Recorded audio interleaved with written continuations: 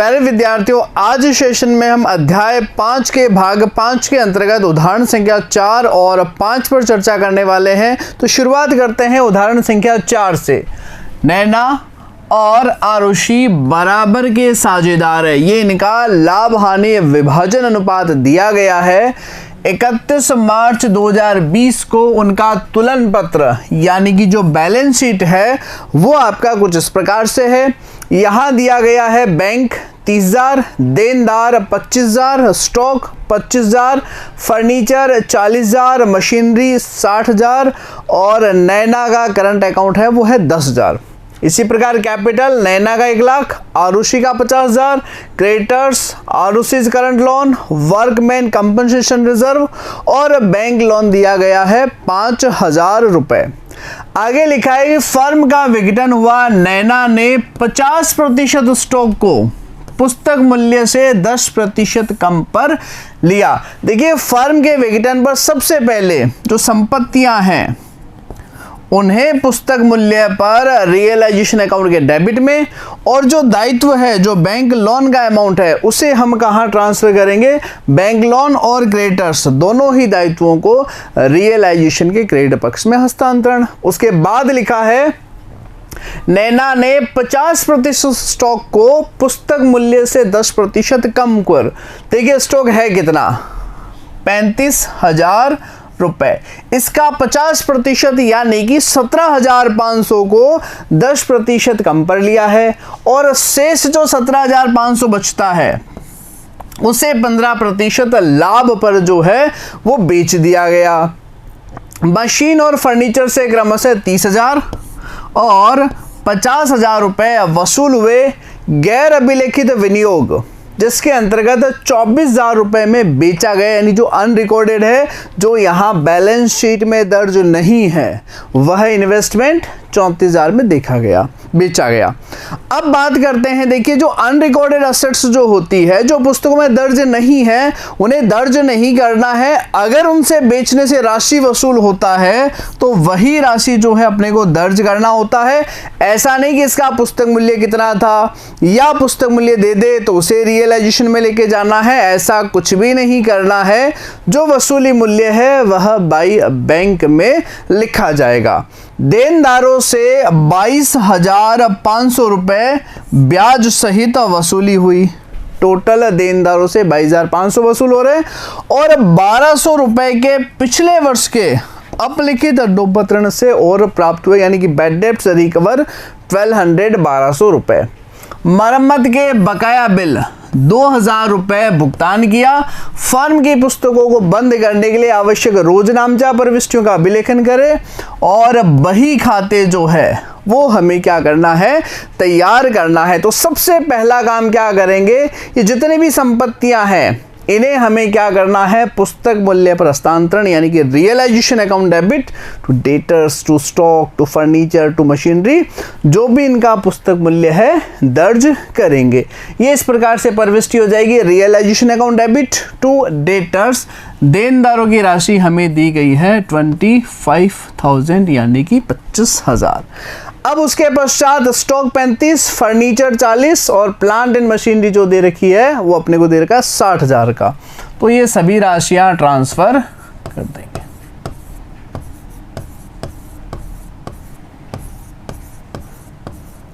ये अमाउंट हम क्या करेंगे? Realisation to debtors, to stock, to furniture, to machinery, total आ जाएगा 1,60,000 रुपए। इस प्रकार से हस्तांतरण किए जाएंगे। अब क्या करना है? जैसे संपत्तियों का हस्तांतरण, बिल्कुल इसके विपरीत जो है दायित्व यानी क्रेडिटर्स और बैंक लोन का हस्तांतरण करेंगे। 20,000 से creditors debit, bank loan debit 5,000 to realisation account. ये हम यहां पर दर्ज कर देंगे।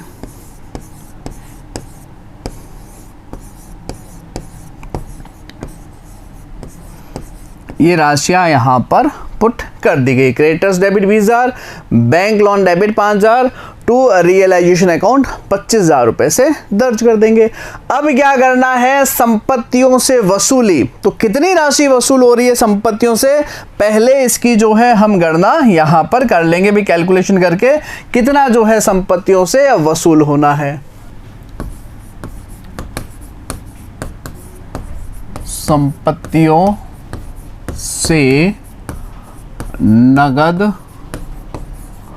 वसूली। तो फर्स्ट पॉइंट आ जाएगा अपना स्टॉक के संदर्भ में।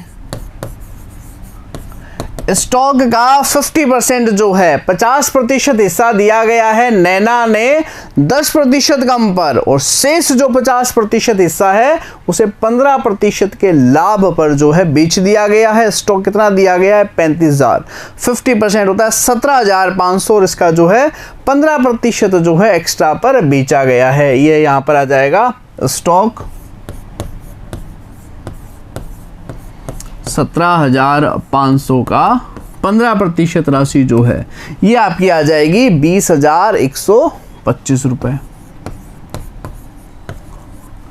अब इसके पश्चात क्या दी गई है वसूली में? Furniture 30,000, machinery 50,000।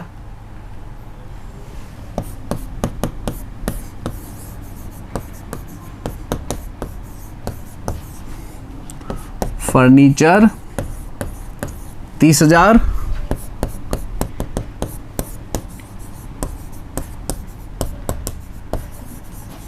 मशीनरी 50,000 यानी कि 50,000। इसके अतिरिक्त कौन सी राशि वसूली में दी है? गैर अभिलेखित विनियोग 34,000 रुपए में बेचा गया, तो इन्वेस्टमेंट से वसूली 34,000।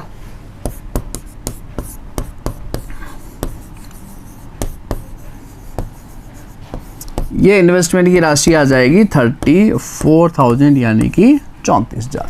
और वसूली क्या दी गई है? इसके अतिरिक्त लिखा है देनदारों से 22,500 और बैड डेट से रिकवर जो है वो है 1,200 रुपए। ये आपका आ जाएगा डेटर्स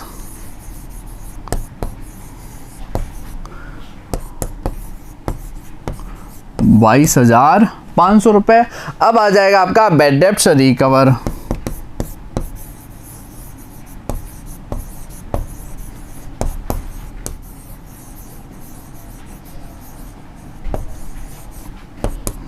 $1,200 टोटल जो नगद वसूली है ये आ जाएगा 1,57,825।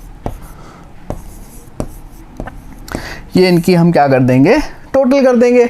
और इसी प्रकार हम क्या कर देंगे? जो दायित्व है उनका भुगतान।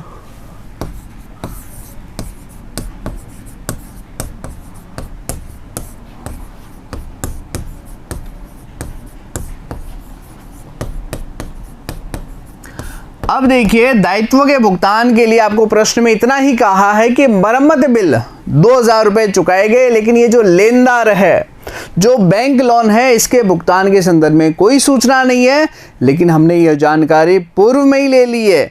किसी भी प्रकार का जो दायित्व है, लेनदार है, उसके भुगतान की अगर सूचना नहीं है तो उसे पूर्ण भुगतान जो है वो किया जाएगा। ये विशेष रूप से ध्यान में रखना है। तो ये पेमेंट में हम लिख देंगे, फर्स्ट आ जाएगा आपका क्रेडिटर्स, और क्रेडिटर्स की राशि है 20,000 यानी कि 20,000। फिर आ जाएगा आपका बैंक लोन, ये आपको दिया गया है 5,000। और आउटस्टैंडिंग रिपेयर जो मरम्मत के बिल है वो आपको दिए गए हैं 2,000। टोटल आ जाएगा 27,000। क्या लिख देंगे नोट में? यदि बाहरी दायित्वों के भुगतान की सूचना नहीं दी गई हो तो यह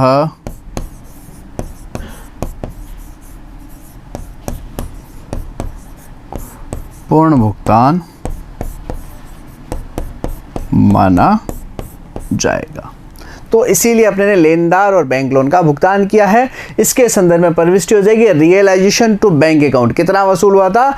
1,57,825। ये वसूली bank account debit to realisation, वसूली की प्रविष्टि 1,57,825 825 और ये भुगतान की जो प्रविष्टि है वह आ जाएगी आपकी 27,000, क्योंकि भुगतान इसलिए रियलाइजेशन टू बैंक, वसूली इसलिए bank account debit to realisation. अब स्टॉक की जो राशि है वह 10% कम पर, जितना भी स्टॉक है उसका 50% जो है 10% कम पर नैना द्वारा लिया गया था।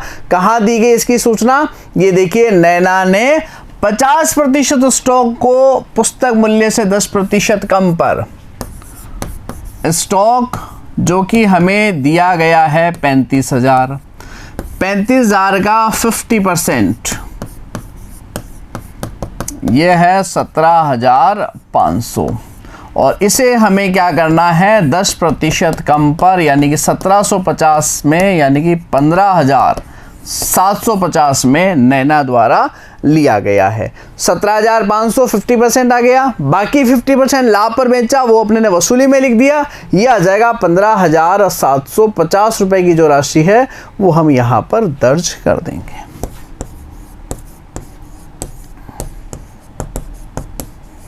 ये जो रियलाइजेशन अकाउंट जो है, जो वसूली खाता है, किस प्रकार से लिखा जाएगा। अब वो क्या करेंगे, वसूली खाते का जो शेष है, वसूली पर जो लाभ या हानि है उसे साझेदारों में हस्तांतरण, और वो कैसे ज्ञात करेंगे, वसूली की प्रविष्टियां देखिए। रियलाइजेशन 1,60,000 से डेबिट, 25,000 से क्या हो गया क्रेडिट। उसके पश्चात दिया गया है रियलाइजेशन 27,000 से डेबिट, और आपका जो है 1,57,825 और 15,750 से क्या हो गया आपका क्रेडिट।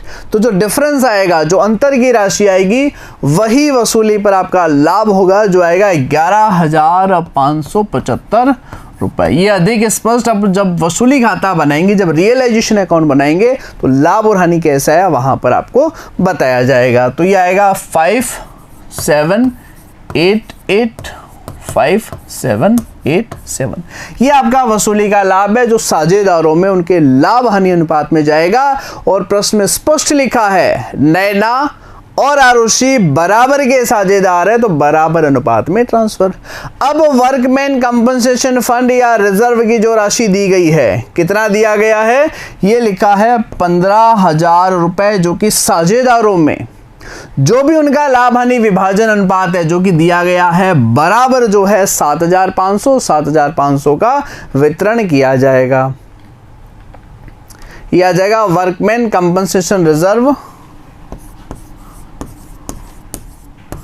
15,000, 7,500, 7,500 इस प्रकार से जो है बराबर अनुपात में वितरित कर दिया जाएगा, हस्तांतरण जो है वो कर दिया जाएगा। अब हम क्या करेंगे, आरुषि और जो है आपका नैना का जो चालू खाता है उसका शेष जो है उनके पूंजी खातों में हस्तांतरण करेंगे।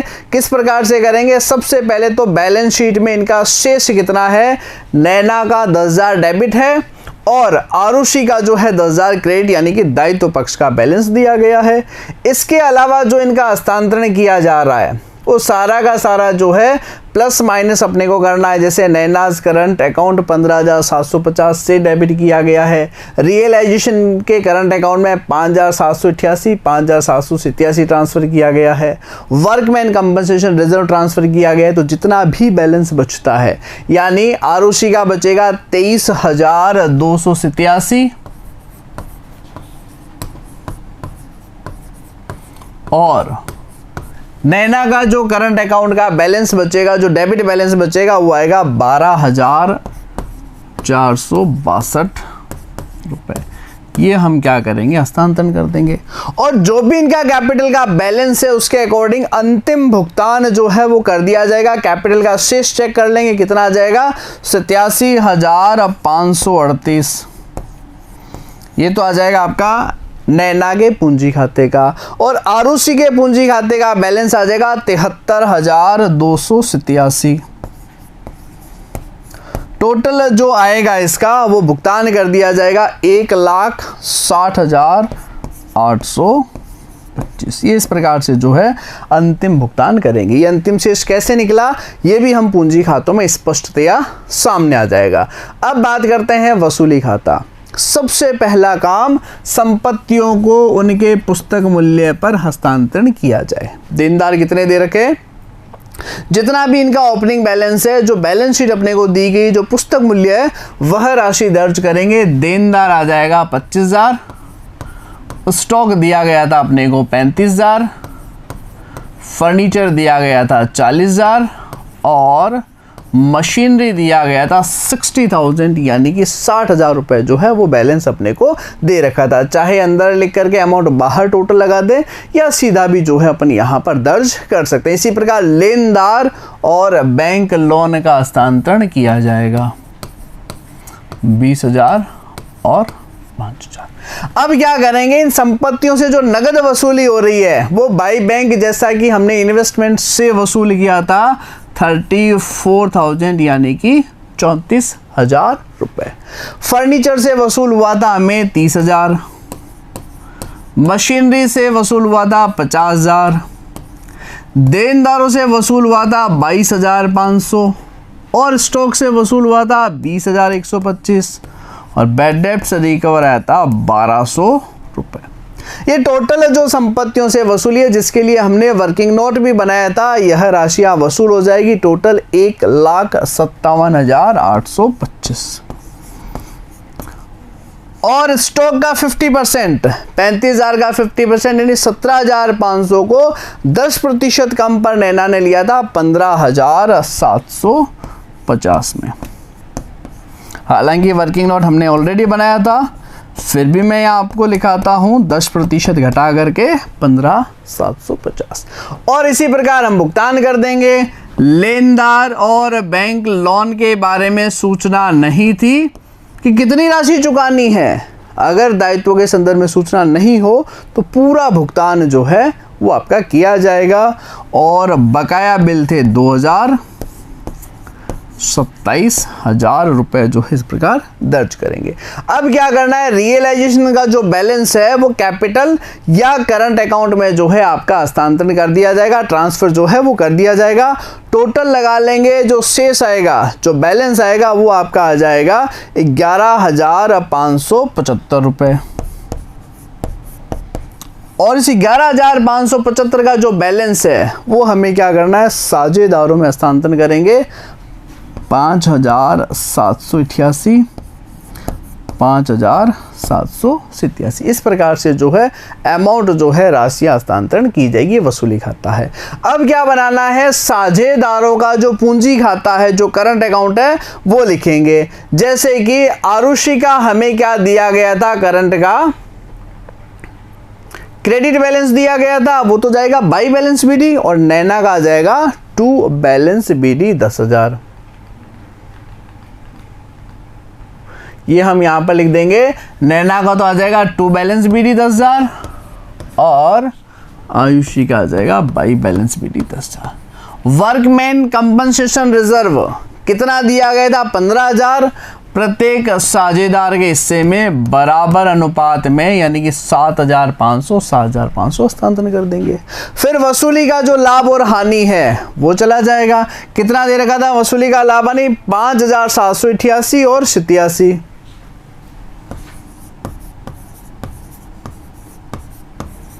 ये ट्रांसफर कर दिया। अब क्या करेंगे, जो भी नैना के पूंजी खाते में हस्तांतरण था या आरुषि के पूंजी खाते में रियलाइजेशन की वजह से हस्तांतरण, वो राशियां जो है आपकी दर्ज कर दी जाएगी। ये प्रॉफिट ट्रांसफर हो गया। अब आ जाएगा अपना बाई नैनाज कैपिटल, ये आ जाएगा टू रियलाइजेशन अकाउंट। जो बाई नैना है टू रियलाइजेशन 15,750। लास्ट अंतिम शेष निकालना है कैपिटल अकाउंट में हस्तांतरण। किस प्रकार, देखिए सबसे पहले बात करते हैं नैना 10 और 15, 25,000। यहाँ पर है 7 और 5 12, एक 13,288, यानी कि जो डेबिट पक्ष की टोटल है वो ज़्यादा है।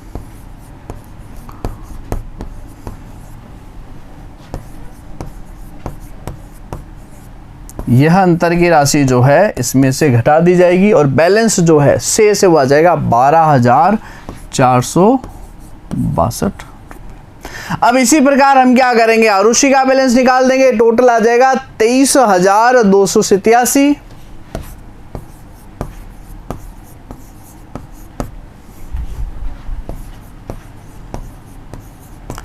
और ये बैलेंस आ जाएगा 23,287। इस प्रकार से भुगतान कर देंगे। अब क्या बनाना है, साझेदारों का पूंजी खाता। सबसे पहले कैपिटल का बैलेंस लिखेंगे जो कि अपने को बैलेंस शीट के अंतर्गत दिया गया है। कितनी राशि है कैपिटल, 1,50,000 रुपए दर्ज कर देंगे।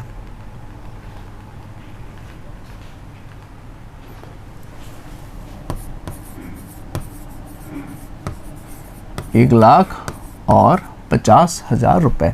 अब जो करंट का बैलेंस है ये तो जाएगा आपका बाई आरुषि, वो आ जाएगा 2 नैना 12,462 और ये चला जाएगा 23,287 रुपए। इस प्रकार से हस्तांतरण कर देंगे। कितना, 23,287।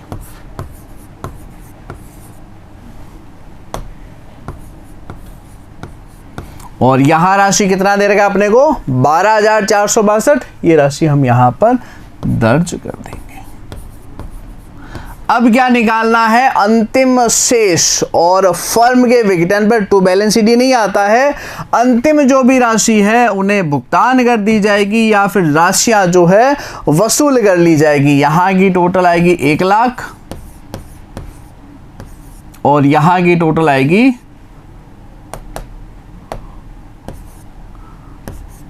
73,287। अब 1,00,000 में से 12,462 यह राशि घटा देंगे तो अंतिम भुगतान की गई जो राशि है वो आ जाएगी 87,538। इसी प्रकार 73,287 तो यही जो है अंतिम भुगतान आ जाएगा। ये हो गया साझेदारों का पूंजी खाता। अब क्या बनाया जाएगा, बैंक खाता जो है वो आपका तैयार किया जाएगा। बैंक का जो प्रारंभिक शेष है जो हमारा बैलेंस शीट दर्शाएगा वह हम दर्ज करेंगे। जैसा कि लिखा गया है बैंक 30,000 तो टू बैलेंस BD ये आ जाएगा आपका 30,000। ये आ जाएगा टू बैलेंस BD 30,000। अब देखिए रियलाइजेशन पर वसूल कितना हुआ था, ये रियलाइजेशन अकाउंट बताएगा बाय बैंक 1,57,825। आ जाएगा टू रियलाइजेशन 1,57,825। और इसी प्रकार जो भुगतान था कितना, लेनदार बैंक लोन और बकाया बिलों का 27,000 वो लिख देंगे। और तत्पश्चात जो पूंजी का भुगतान है 87,538 और 73,287 यह राशि दर्ज कर देंगे। कितना आ जाएगा, 87,538। कितना आ जाएगा आरुषि का, 73,287। अब क्या कर लिया जाएगा, इनका योग लगा देंगे। कितना आ जाएगा, 187,825। इस प्रकार से रोकड़ खाता तैयार किया जाएगा। और फर्म के विघटन, फर्म के समापन पर बैंक का जो योग है दोनों पक्षों का बराबर आएगा, कोई बैलेंस CD नहीं आएगा क्योंकि फर्म का विघटन है तो सभी खाते जो है बंद कर दिए जाएंगे, समाप्त जो है वो कर दिए जाएंगे। अब चलते हैं उदाहरण संख्या 5 पर। 31 मार्च 2020 को अश्विनी और भारत का जो तुलन पत्र है वो इस प्रकार था। यहां दिया गया है cash at bank 17,000, stock, investment, debtors, provision, goodwill और ख्याति। ये सभी राशियां कहाँ जाएगी, वसूली खाते में हस्तांतरण की जाएगी पुस्तक मूल्य पर। चूंकि ये लेस है इसलिए क्रेडिट पक्ष में चला जाएगा बाई प्रोविजन। देखिए टू डेटर्स 36,000 नहीं लिखना है, टू डेटर्स 40,000, बाई प्रोविजन 4,000 लिखेंगे। इधर लिखा गया है creditors Mrs Ashwini loan, Mrs Bharat loan. तो ये कहा जाएगा, क्या यह साझेदारों के ऋण है? बिल्कुल भी ये साझेदारों के ऋण नहीं है, ये उनकी पत्नी के ऋण है, बाहरी दायित्व है। कहाँ हस्तांतरण करेंगे इनको, इन्हें भी जो है हम वसूली खाते में हस्तांतरण किया जाएगा, ट्रांसफर जो है वो आपका किया जाएगा। क्लियर है यहाँ तक? अब देखिए इन्वेस्टमेंट फ्लक्चुएशन रिजर्व दे रखा है, जनरल रिजर्व दे रखा है, कैपिटल दे रखा है। ये सारी सूचनाएं जो इन्फॉर्मेशन है वो अपने को यहाँ पर दर्ज की गई है, बताई गई है। अब आगे लिखा है अश्विनी ने अपनी पत्नी का ऋण चुकाने का फैसला लिया। दायित्व जो साझेदार चुकाएंगे वो कहाँ हस्तांतरण होंगे? रियलाइजेशन टू पार्टनर्स कैपिटल, यानी रियलाइजेशन के डेबिट में चला जाएगा to Ashwini's capital account. Stock 8000 में अधिग्रहण किया तो संपत्ति जो साझेदार लेगा partners capital to realisation account, ये आपको बताया गया है। भारत ने आधे विनियोगों को 10% कम पर लिया, संपत्ति साझेदार द्वारा लेने पर Bharat capital debit to realisation. देनदारों से 38,000 की वसूली हुई, लेनदारों को 380 रुपये कम भुगतान किया गया। भवन से 1,30,000 रुपये, ख्याति से 12,000 वसूल हुए और शेष विनियोग 9,000 रुपये में बेचा गया। एक पुराना टाइपराइटर जिसका पुस्तकों में अभिलेखन नहीं था, भारत द्वारा 600 में लिया, वसूली हुए 2,000। वसूली खाता, पूंजी खाता और बैंक खाता जो है वो अपने को तैयार करना है। सबसे पहला काम क्या करना है अपने को? वसूली खाता रियलाइजेशन अकाउंट बनाना है। किस प्रकार से? सबसे पहले संपत्तियां जो भी है, stock, investment, debtors, goodwill, building, ये ट्रांसफर करना है। तो टू स्टॉक टू इन्वेस्टमेंट 20,000, ये टू इन्वेस्टमेंट जो है अपने को ये दिया गया है 20,000 का, स्टॉक है 10,000 का।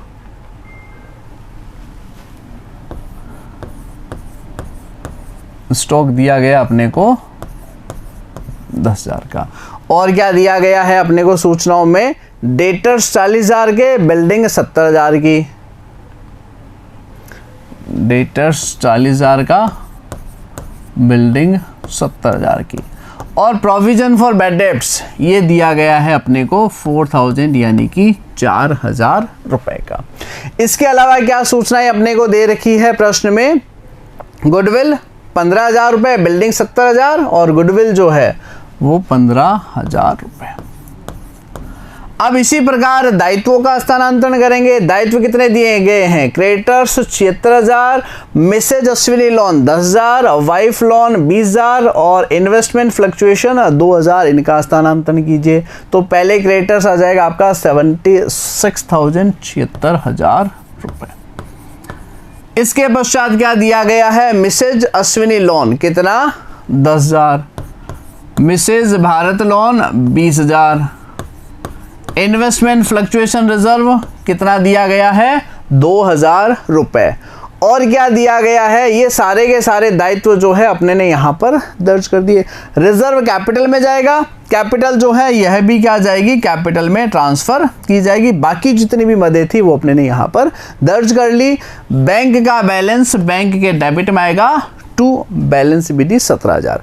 अब देखिए, अश्विनी ने पत्नी का ऋण चुकाने का फैसला लिया तो यहाँ क्या आ जाएगा? अश्विनी में ट्रांसफर कर देंगे टू अश्विनीज कैपिटल। पत्नी का ऋण कितना था? 10,000, तो पूरा का पूरा 10,000 ही चुकाएगा। अगर कहा जाता 9,000 में लिया तो यहाँ पर 9,000 लिखते, कुछ भी नहीं कहा, यानी कि पूरा का पूरा जो है वो 10,000 में लिया गया है। नेक्स्ट इंफॉर्मेशन क्या है? स्टॉक उसने 8,000 में लिया है तो संपत्ति लेने पर आ जाएगा बाई अश्विनी। स्टॉक जो है वो आपका आ जाएगा 8,000 यानी 8,000। साझेदार दायित्व ले तो टू कैपिटल, संपत्ति ले तो बाई कैपिटल। नेक्स्ट क्या दिया गया है? भारत ने आधे विनियोगों को 10% कम पर, विनियोग कितने दिए गए हैं? 20,000, आधे कितने वे? 10,000 और 10% कम पर यानी कि 9,000 रुपये में जो है अपने ने इन्वेस्टमेंट भारत ने लिए तो भाई भारत 9,000 रुपये। आगे लिखा है देनदारों से 38,000 रुपये वसूल हुए, ये आ जाएगा बाई बैंक। देनदारों में जो राशि आएगी वो आएगी 38,000 यानी कि 38,000 रुपये। आगे लिखा गया लेनदारों को 380 रुपये कम भुगतान किया। लेनदार थे कितने? लेनदार दिए गए 76,380 कम यानी कि 75,620 का जो है भुगतान किया गया है। ये आ जाएगा टू बैंक। क्रेडिटर्स में आ जाएगा 75,620 रुपये। आगे क्या इंफॉर्मेशन दे रखी है? भवन से 1,30,000, ख्याति से 12,000 वसूल हुए। ये बाई भवन कितना आ जाएगा? 1,30,000। ख्याति से कितना वसूल हुआ? 12,000। और क्या इंफॉर्मेशन दे रखी है? शेष विनियोगों को 9,000 में बेचा तो बाई बैंक इन्वेस्टमेंट आ जाएगा 9,000। ये सारी की सारी राशियां जो अपने को वसूल हुई है ये अपन क्या करेंगे, आगे ट्रांसफर कर देंगे। कितना आ जाएगा 189। क्लियर है। इसके पश्चात क्या सूचना दी गई है, एक पुराना टाइपराइटर जिसका पुस्तकों में अभिलेखन नहीं था भारत द्वारा 600 में ले लिया। तो साझेदार जब भी संपत्ति ले बाई पार्टनर्स कैपिटल यहां पर दर्ज कर देंगे। दायित्व लेता है तो यहां आ जाता टू पार्टनर्स कैपिटल। इसके पश्चात देखिए क्या सूचनाएं हैं, वसूली व्यय 2000 रुपए हुआ तो क्या आ जाएगा, टू बैंक वसूली व्यय कितना आ जाएगा अपना 2000। अब ऐसा कोई दायित्व है जिसके भुगतान की सूचना नहीं हो, क्रेडिटर्स का हो गया, अश्विनी की वाइफ का, मिसेज अश्विनी का हो गया, लेकिन भरत वाइफ के लोन के संदर्भ में कुछ भी नहीं कहा है, तो क्या मानेंगे, पूर्ण भुगतान जो है नगद में किया गया है। यह राशि आ जाएगी 20,000 यानी कि 20,000 रुपए। ये आपका क्या बन गया, वसूली खाता रियलाइजेशन अकाउंट जो इस प्रकार तैयार हो जाएगा। अब जो है बैलेंस निकाल लेंगे, शेष तैयार कर लेंगे किस प्रकार, क्रेडिट पक्ष की टोटल आएगी 3,18,600। ये जितने भी टोटल है 3,18,600 और इनमें से इन राशियों को घटाया जाएगा तो शेष आ जाएगा 55,980 और टोटल जो है हम यहाँ पर दर्ज कर देंगे 3,18,600 और 55,980 को साझेदारों में जब लाभ हानि विभाजन नहीं हो तो बराबर अनुपात में जो है डिस्ट्रीब्यूट किया जाएगा, यानी कि 27,990 27,990। प्रश्न में सूचना के अभाव में यानी कि साझेदारी सुनने के अभाव में लाभ हानि विभाजन अनुपात बराबर का। अब क्या बनाना है, पूंजी खाता कैपिटल अकाउंट जो है वो तैयार करना है। सबसे पहले जो बैलेंस है वह राशि दर्ज करेंगे। बैलेंस कितना दिया गया है, 20 और 20 दोनों का 40,000। ये हम यहां पर दर्ज कर देंगे 20,000। अब क्या करना है, रिजर्व जो है वो कितना दिया गया है, रिजर्व अपने को दिया गया 20,000 और बराबर के साझेदार है यानी 10,000 रुपए जो है हम रिजर्व में हस्तांतरण कर देंगे। अब देखिए रियलाइजेशन में कोई डेबिट पक्ष में एंट्री है तो टू अश्विनी, तो अश्विनी में क्या चला जाएगा, बाई रियलाइजेशन।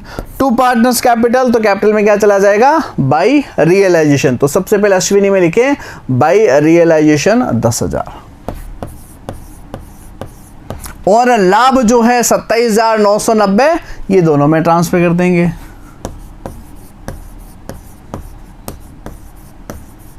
ये आपका पूंजी खाते में हस्तांतरण।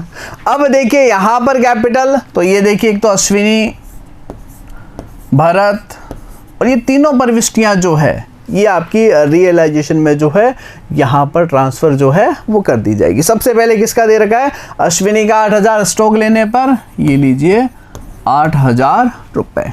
फिर क्या आ जाएगा, टाइपराइटर के लिए इन्वेस्टमेंट के लिए, तो इन्वेस्टमेंट कितने का लिया गया है 9,000 का, टाइपराइटर कितने का लिया गया है 600 का। अब क्या कर लेंगे, पूंजी खातों के शेष के आधार पर अंतिम भुगतान जो है क्लोजिंग पेमेंट कर देंगे। तो 20 और 10 30, 30 और 10 40 और क्या कर देंगे इसके अंतर्गत जो है अमाउंट जोड़ देंगे 27,990। तो कितनी राशि आ जाएगी टोटल करने पर, 27 और 10 37, 37 और 30 67,990 और यहाँ की टोटल 20 10 30 57,990। ये राशि हम यहाँ पर लिख देते हैं।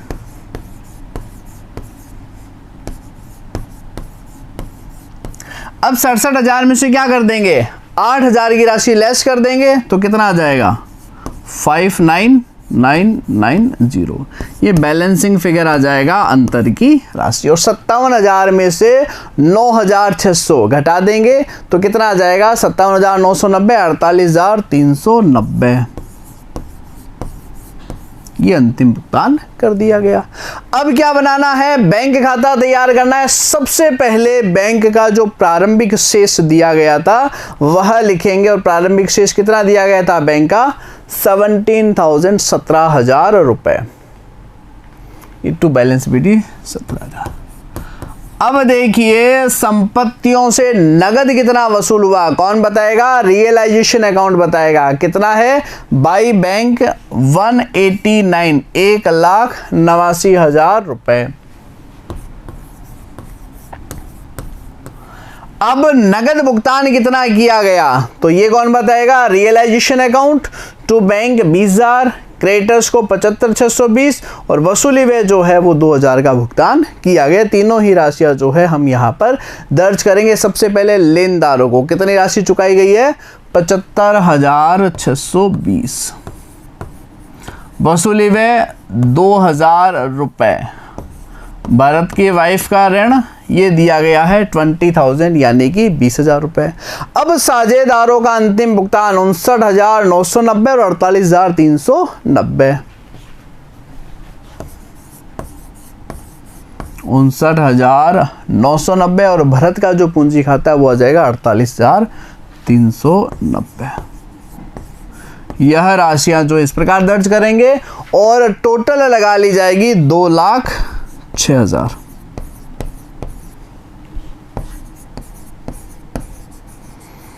और जैसा कि हम सभी जानते हैं फर्म का विघटन, फर्म के समापन पर रोकड़ खाते का कोई बैलेंस नहीं निकलता है, दोनों पक्षों का योग समान आता है।